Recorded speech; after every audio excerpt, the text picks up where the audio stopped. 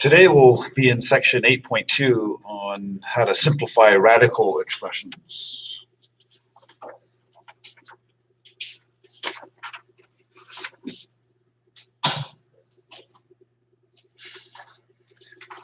Yesterday in section 8.1, we assumed that a variable represented a real number so that, for example, the square root of x to the second is equal to the absolute value of x. But in section 8.2 and beyond, we will assume that a variable represents a positive real number so that the square root of x squared equals x. If x is already positive, then the absolute value symbols are not necessary.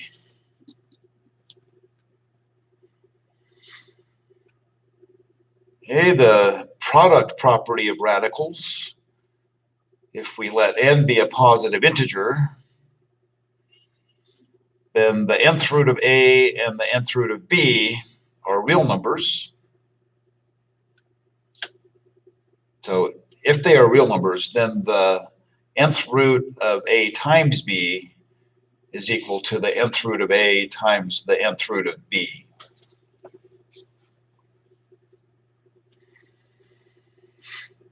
Okay, this is called the product property of radicals because inside the radical we have a product, a times b, and this can be written as a product of radicals, the nth root of a times the nth root of b.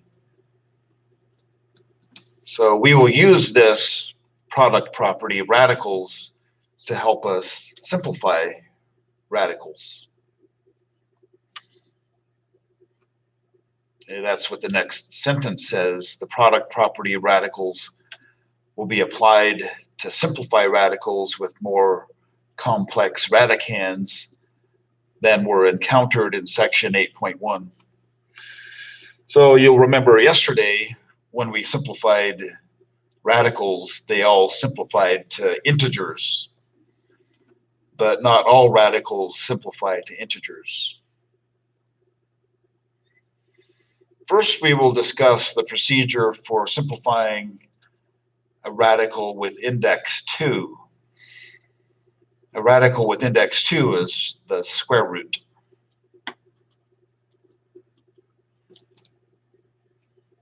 Okay, so when simplifying the square root of some expression, the first thing we do, identify the largest perfect square factor of the radicand.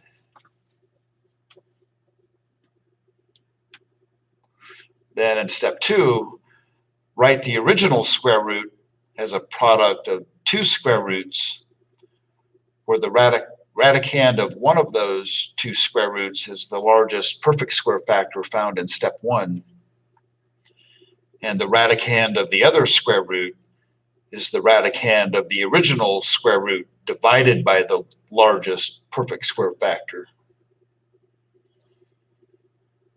In step 3, we simplify the square root of the perfect square and multiply it by the other square root.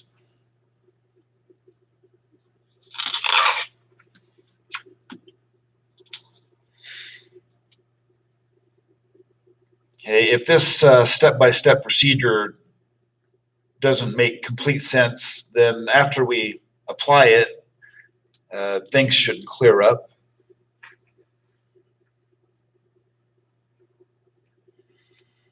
Okay, so we will apply the procedure described above in several examples. Okay, the first one, simplify the square root of 20.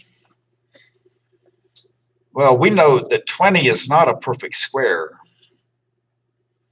So the square root of 20 will not simplify to an integer. But in step 1 above, it says, identify the largest perfect square factor of the radicand. Okay, in this one, the radicand is 20.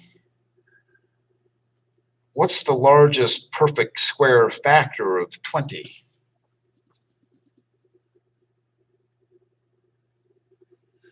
The perfect square whole numbers. 1 squared equals 1. 1's a perfect square. 2 squared equals 4. So 4 is a perfect square. 3 squared equals 9. 9 is a perfect square. 4 squared is 16, so 16 is a perfect square. 5 squared equals 25. 25 is a perfect square. Well, we've already listed more than is necessary. What's the largest perfect square factor of 20? You can type that in. It'll take less than 2 seconds.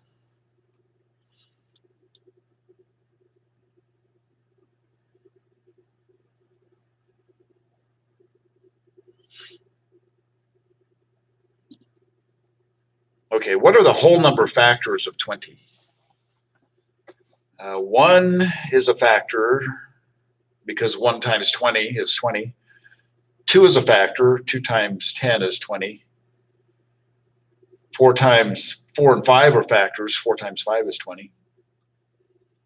So let's see. The factors of 20 are 1, 2, 4, 5, 10, and 20. So of those whole number factors, which one is a perfect square?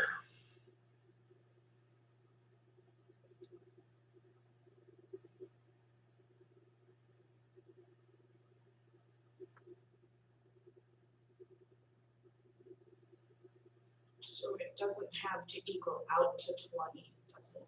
We're just trying to find the largest factor of 20 that is a perfect square. 10? 10 is not a perfect square.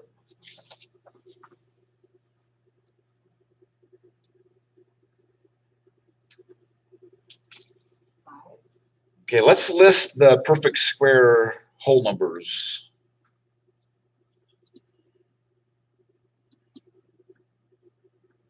Perfect square whole numbers.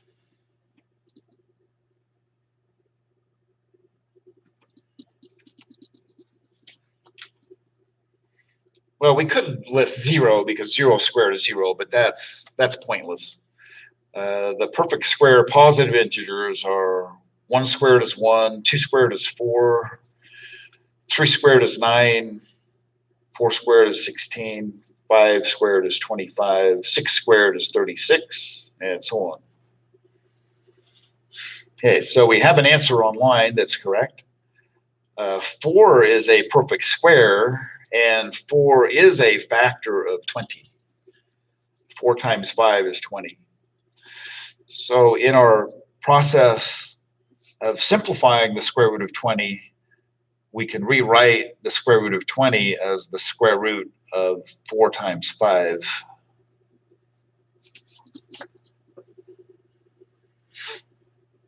Okay, then we apply the product property of radicals to the square root of 4 times 5.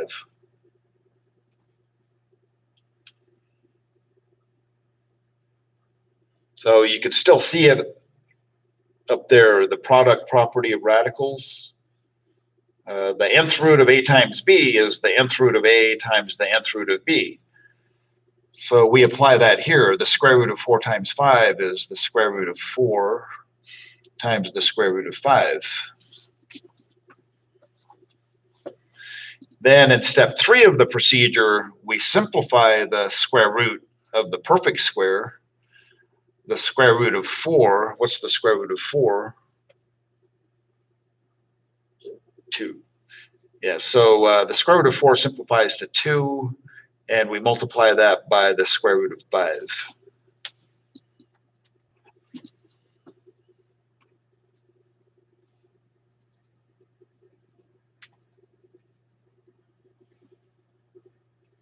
Okay, so that's our answer. The square root of 20 simplifies to 2 times the square root of 5. Hey, that's all there is to it when simplifying square roots. The square root of 63. 63 is not a perfect square. And it's not a prime number either. So the square root of 63 can be simplified. What's the largest factor of 63 that is a perfect square? 6. 6. 6 is not a perfect square. Okay, so I started a list of perfect square whole numbers, 1, 4, 9, 16, 25, 36, and so on.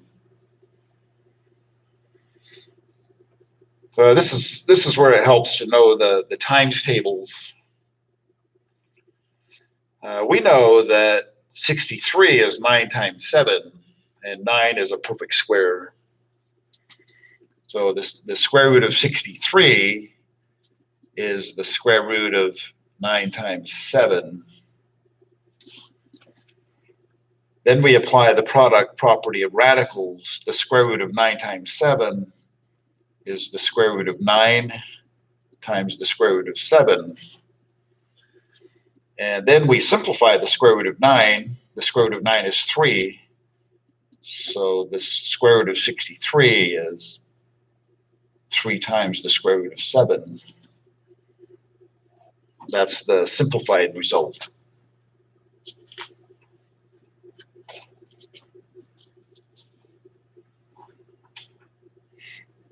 Okay, on the next page, we'll look at a few more square roots.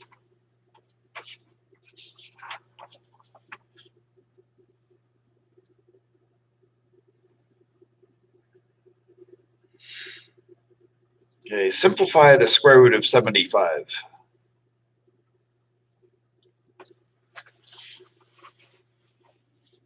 The largest factor of 75 that is a perfect square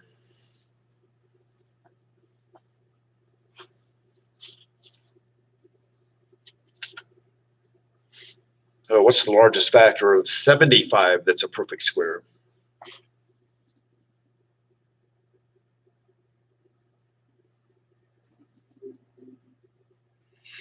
Okay, so I'll list a few perfect square whole numbers. 1, 4, 9, 16, 25, 36, 49, 64. Yeah, 25 is a factor of 75, and 25 is a perfect square because 5 squared is 25. So we rewrite the square root of 75 as the square root of 25 times 3.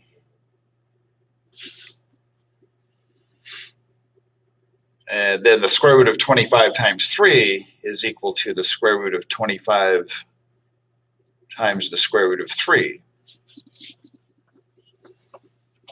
Then we simplify the square root of 25. That simplifies to 5. And so our simplified answer is 5 times the square root of 3.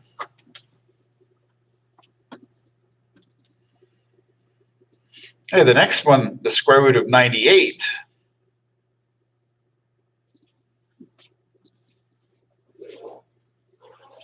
What's the largest factor of 98 that's a perfect square?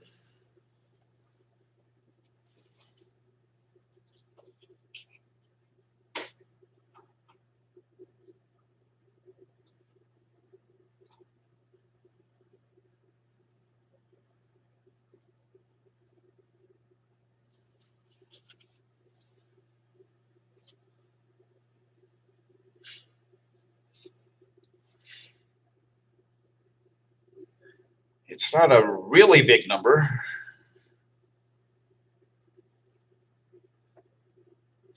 I guess if you're that many years old, it might seem like a big number, but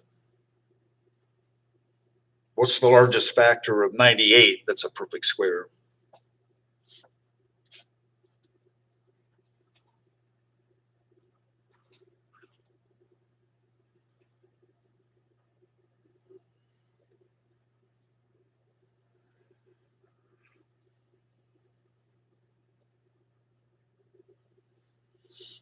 So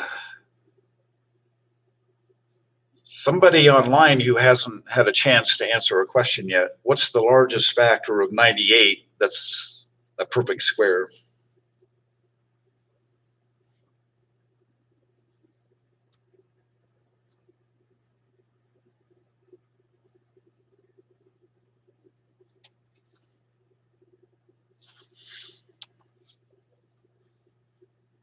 Hey, 49. 49 times 2 is 98. So that means the square root of 98 can be simplified. So the square root of 98 is the square root of 49 times 2.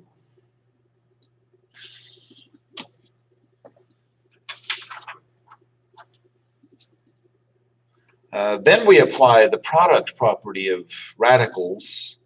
The square root of 49 times 2 is the square root of 49 times the square root of 2. And then we simplify the square root of 49. The square root of 49 is 7. And so the square root of 98 simplifies to 7 times the square root of 2.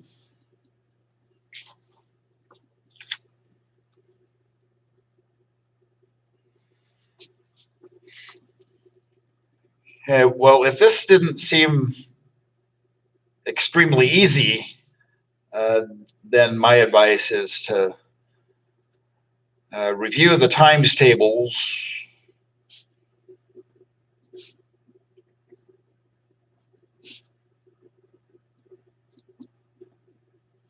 also consider hiring a lawyer and suing the public school teachers who didn't make you learn the times tables.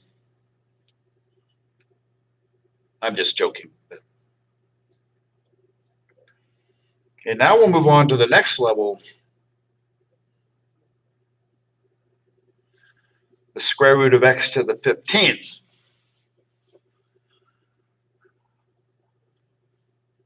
So we want to identify the largest factor of x to the 15th that is a perfect square. So do you remember when we have variables with exponents? How do we know what a perfect square is? If the exponent is even or not. Yeah, if the exponent is even, then it's a perfect square. So examples of perfect squares involving the variable x.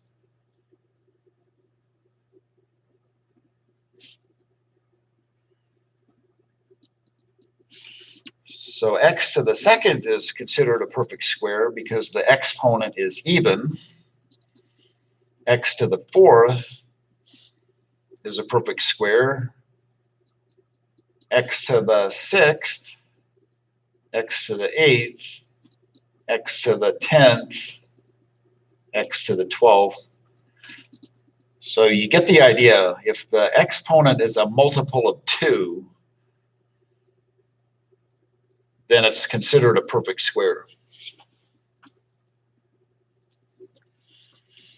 Okay, so when simplifying something like this, the square root of x to the 15th, we're still applying the same procedure as before.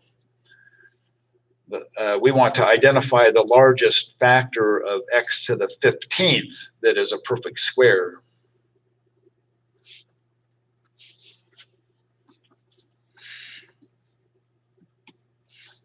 Well, x to the 14th is a factor of x to the 15th because x to the 14th times x is x to the 15th. So the largest factor of x to the 15th that is a perfect square is x to the 14th. So we rewrite the square root of x to the 15th as the square root of x to the 14th times x. So a few days ago, we learned how to multiply variables and simplify them by adding exponents. We did cover that, didn't we? So x to the 14th times x to the first is x to the 14 plus 1, or x to the 15th. Okay, so the largest factor of x to the 15th that is a perfect square is x to the 14th. Then rewrite the square root of x to the 14th times x. And this is the square root of x to the 14th times the square root of x. Okay, then simplify the square root of x to the 14th. Do you remember how to do that?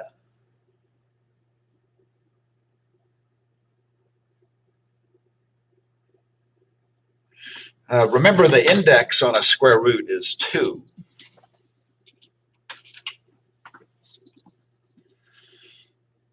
So when the index is 2, we don't write it, or we don't need to write it. You can write it. But a reminder about simplifying radicals with index 2. To simplify the second root of x to the 14th, we divide 14 by the index 2. 14 divided by 2. But 14 divided by 2 is 7, so x to the 7th times the square root of x is our simplified result. So in other words, the square root of x to the 15th simplifies to x to the 7th times the square root of x.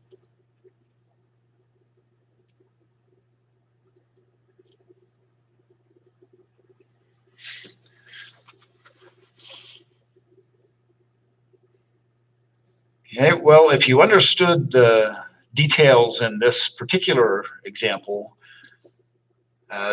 then simplifying square roots of variable parts with integer exponents is the same sort of thing. So now we'll simplify the square root of y to the 7th.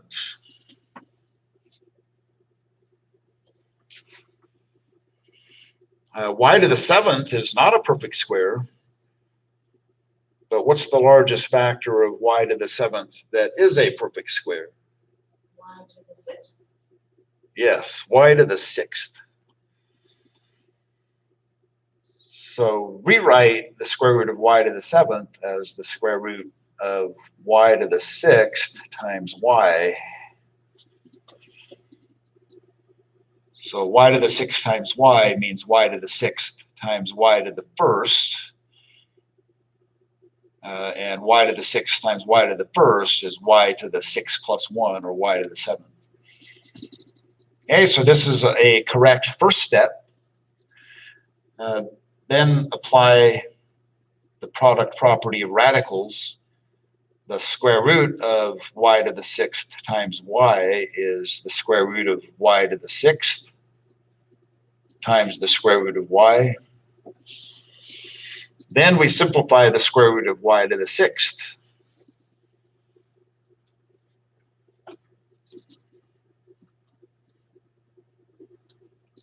Okay, so the index is 2 again because it's a square root. If the exponent is even, like 6, then to simplify the second root of y to the 6th, we write y raised to the 6 divided by 2, which is 3. And so our simplified result is y to the 3rd times the square root of y.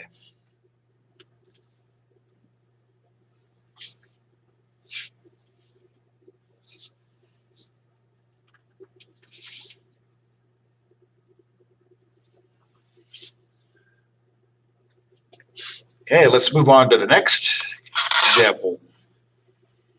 So now we go to the next level.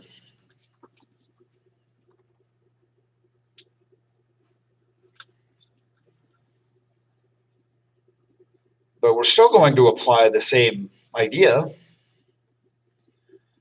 This time we want to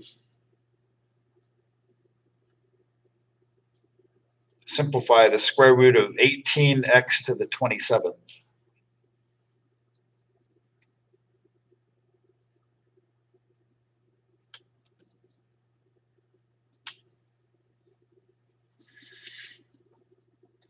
Okay, well, we have a numerical factor 18 and a variable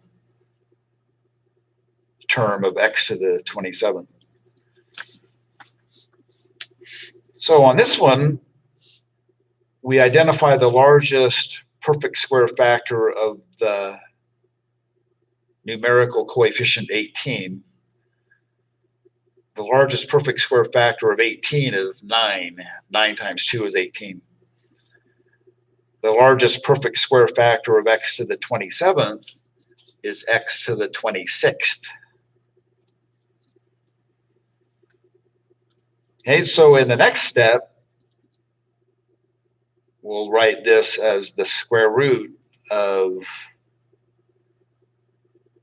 9 times x to the 26th times 2x.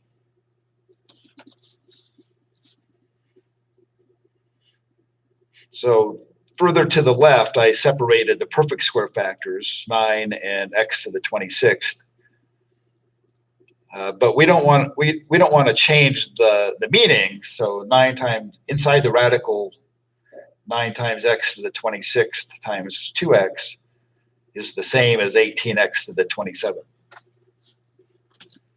Okay, in the next step, we write the square root of 9 times x to the 26th times the square root of 2x. And now we can simplify the square root of 9 times x to the 26th. The square root of 9 is 3. The square root of x to the 26th is x to the 13, because 26 divided by the index 2 is 13, which we multiply by the square root of 2x. Okay, so this is our simplified answer. 3 times x to the 13th times the square root of 2x.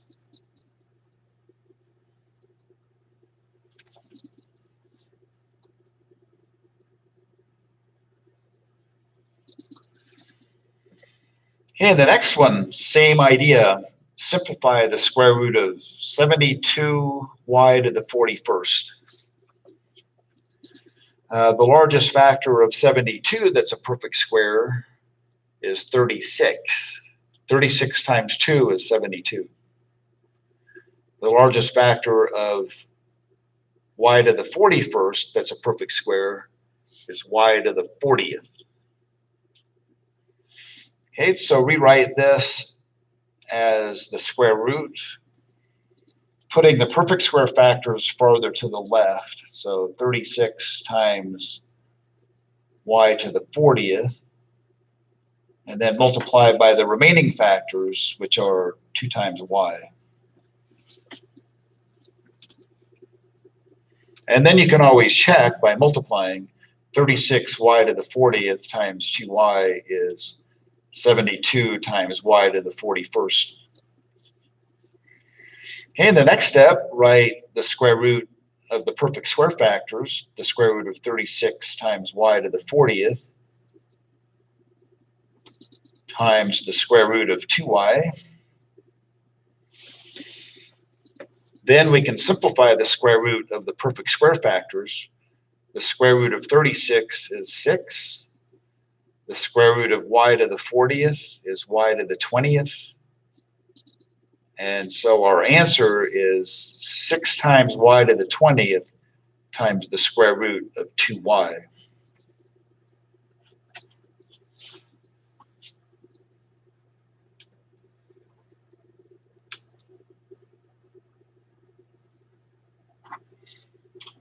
Okay, it will get easier with practice. Let's look at a couple of examples with higher indexes.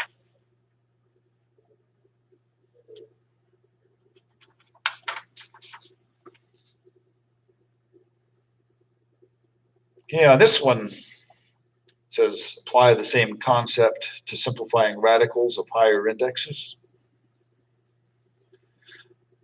Simplify the fifth root of n to the 32nd power.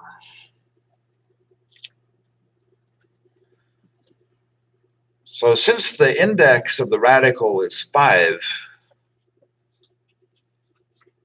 we want to find the largest factor of n to the 32nd that is a perfect fifth power.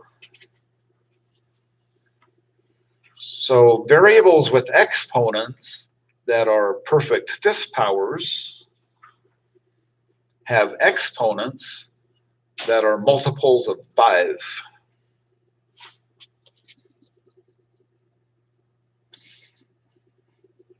So using the variable x, I'll write down a few perfect fifth powers.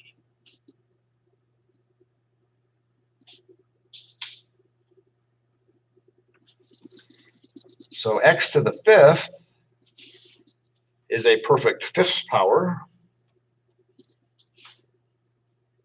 Then x to the 10th, 10 is a multiple of 5, so x to the 10th is a perfect fifth power. X to the 15th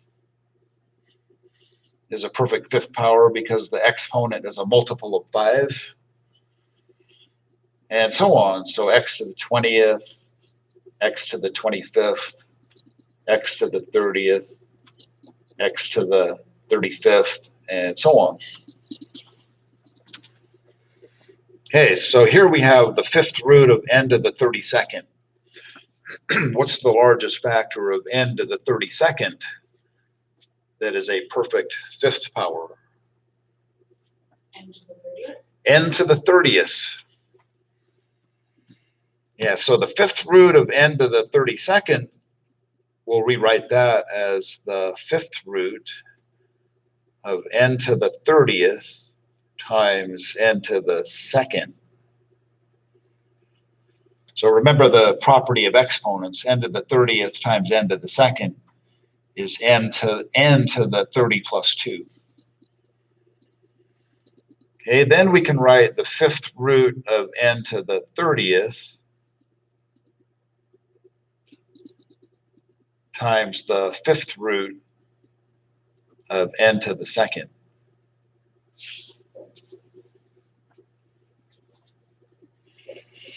Okay, how do we simplify the fifth root of n to the 30th?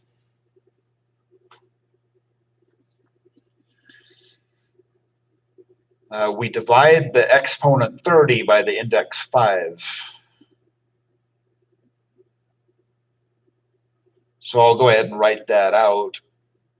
The exponent 30 divided by the index 5, and then times the fifth root of n to the second. But we can simplify 30 divided by 5, so that becomes n to the sixth times the fifth root of n to the second.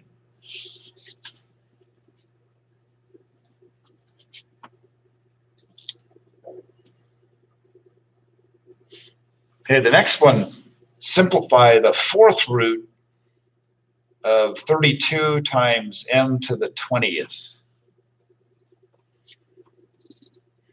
So here we have a couple of things. We want to find the largest factor of 32 that is a perfect fourth power. And we also want to find the largest factor of m to the 20th that is a perfect fourth power.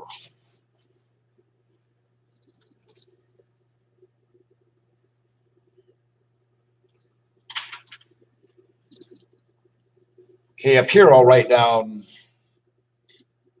some perfect fourth power whole numbers. Perfect fourth powers. 1 to the fourth. 2 to the fourth is 16. 3 to the fourth is 81. 4 to the fourth is 256, and so on. So the fourth powers get large pretty fast.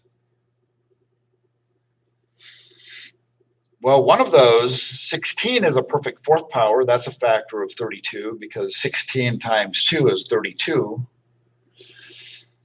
And then what about the variables? How do you know when you have a perfect fourth power? What must be true about the exponent? Even? It must be a multiple of 4, which is even, but not all even numbers are multiples of 4.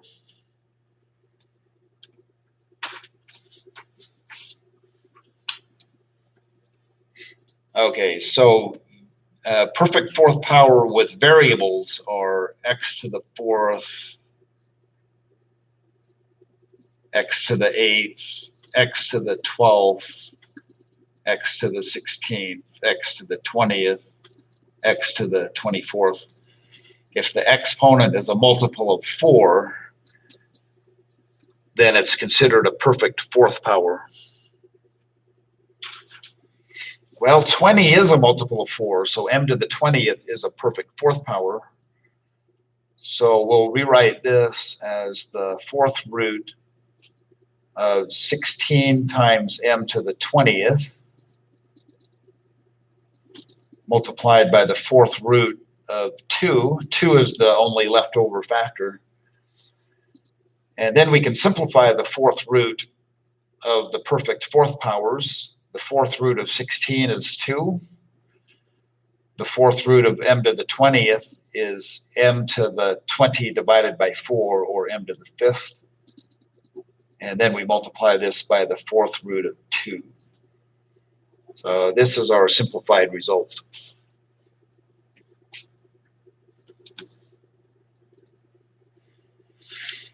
Okay, the next thing we look at is the quotient property of radicals. So this time we let n be a positive integer. If the nth root of a and the nth root of b are real numbers and b does not equal 0, then the nth root of a over b is equal to the nth root of a over the nth root of b.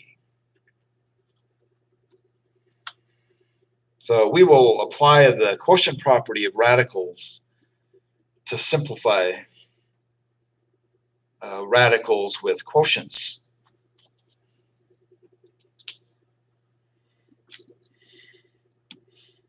Okay, so here is the second root of 50m to the 7th over 49n to the 14th.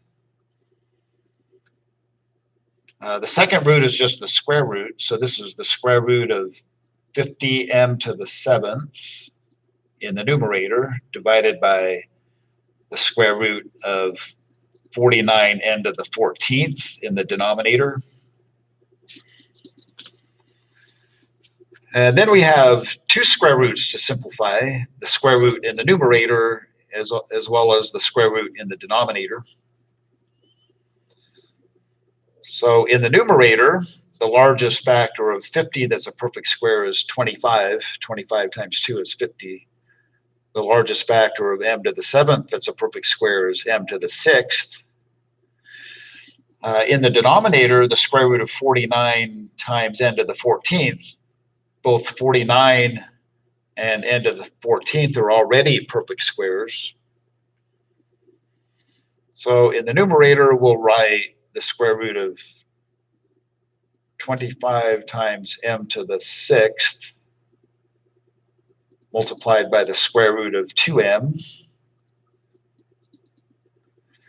In the denominator, we can just write down the simplified square root of 49n to the 14th, which is 7 times n to the 7th. And then one more step, the square root of 25m to the 6th is 5m to the 3rd, which we multiply by the square root of 2m. And then we divide it all by 7n to the 7th.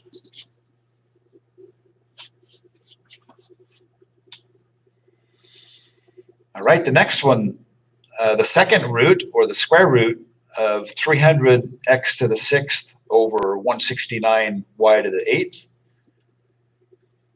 So the square root of the numerator, 300, square root of 300x to the 6th,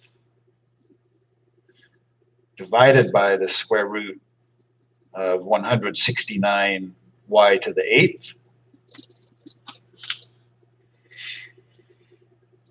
In the numerator, the square root of 300x to the 6th, well, we identify the largest factor of 300 that's a perfect square, which is 100. 100 times 3 is 300. X to the 6th is a perfect square because the exponent is even. And in the denominator, the square root of 169y to the 8th, both 169 and y to the 8th are perfect squares. So in the next step, in the numerator, we write the square root of the perfect square factors, 100x to the 6th, multiplied by the square root of the remaining factor, 3. In the denominator, the square root of 169 is 13, and the square root of y to the 8th is y to the 4th. And then finally, the last step, the square root of 100 is 10. The square root of x to the 6th is x to the 3rd. And so the numerator is 10 times x to the 3rd times the square root of 3. And then we divide by 13y to the 4th.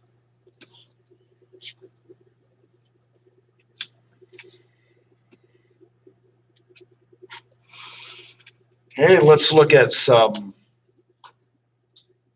cubed roots of radicals, quotients. Here we have the cubed root of 375 divided by the cubed root of 375 divided by 27. So we'll rewrite this as the cubed root of 375 divided by the cubed root of 27.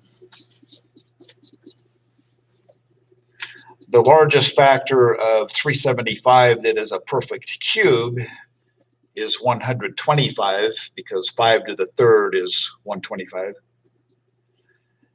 And 125 times 3 is 375. So the numerator, will rewrite that as the cubed root of 125 times the cubed root of 3. And we can simplify the denominator because the cubed root of 27 simplifies to 3. And then our final answer, in the numerator, the cubed root of 125 is 5. And so in the numerator, we multiply 5 times the cubed root of 3, and we divide by 3.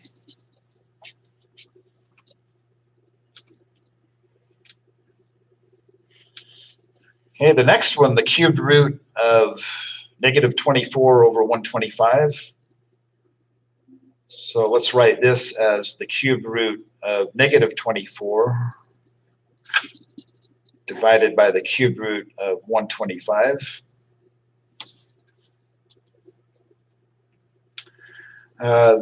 Remember, the cubed root of a negative number is a negative number. It's a real number, but it's going to be negative. And so the largest perfect cube factor of negative 24 is 8, but we want to compute the cubed root of negative 8. Negative 8 times 3 is negative 24. So in the numerator, I'm going to write the cubed root of negative 8 times the cubed root of 3. And in the denominator, the cubed root of 125 simplifies to 5 because 125 is a perfect cube. And then the final answer, the cubed root of negative 8 is negative 2.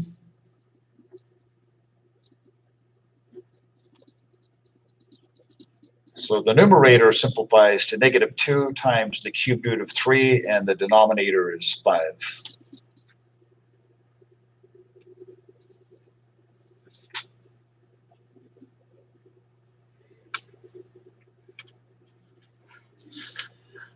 The next two examples, let's save those for another time. Let's look at the next page. The next page is a procedure for simplifying a radical with index 3 called a cube root.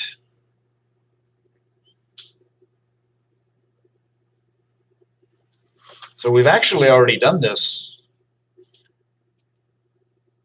So we identify the largest perfect cube factor of the radicand, write the original cube root as a product of two cube roots, where the radicand of one of those two cube roots is the largest perfect cube factor found in step 1, and the radicand of the other cube root is the radicand of the original cube root divided by the largest perfect cube factor.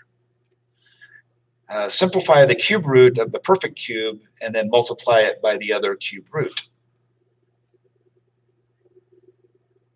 So we'll look at some examples until time runs out. Simplify the cube root of 40. What are some perfect cube whole numbers? Or perfect cube positive integers? The perfect cube whole numbers are 1 to the third is 1, 2 to the third is 8, 3 to the third is 27, 4 to the third is 64, 5 to the third is 125, 6 to the third is 216, 7 to the third is 343, and so on. So what's the largest factor of 40 that's a perfect cube?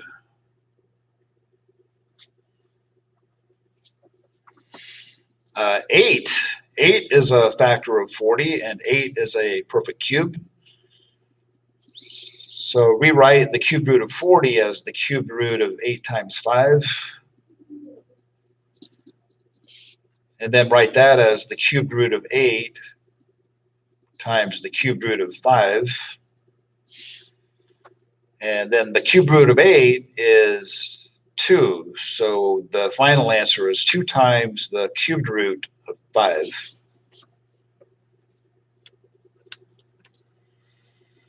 Okay, the next one, the cube root of negative 54.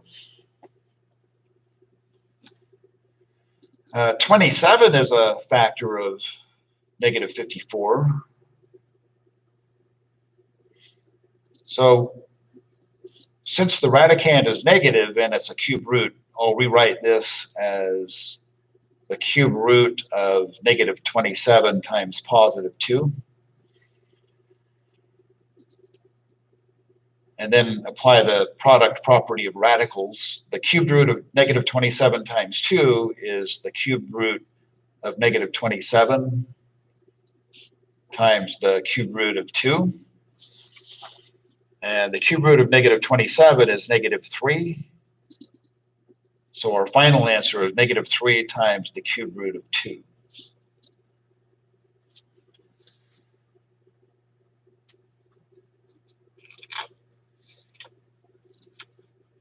Okay, the next one, the cube root of negative 250. 125 is a perfect cube. 5 to the third is 125. And 125 times negative 2 is negative 250.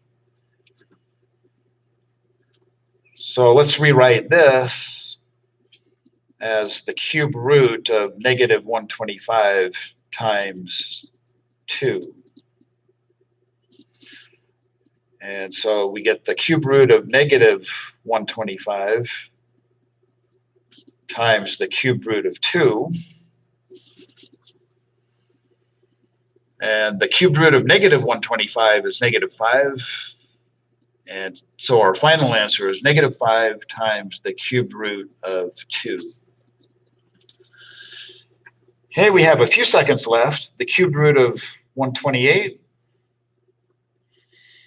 The largest factor of 128 that's a perfect square is 64. So we'll rewrite this as the cube root of 64 times 2.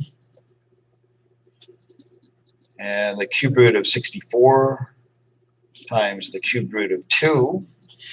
The cube root of 64 is 4. So our simplified answer is 4 times the cube root of 2. Okay, we're out of time now, so go ahead and sign in for attendance.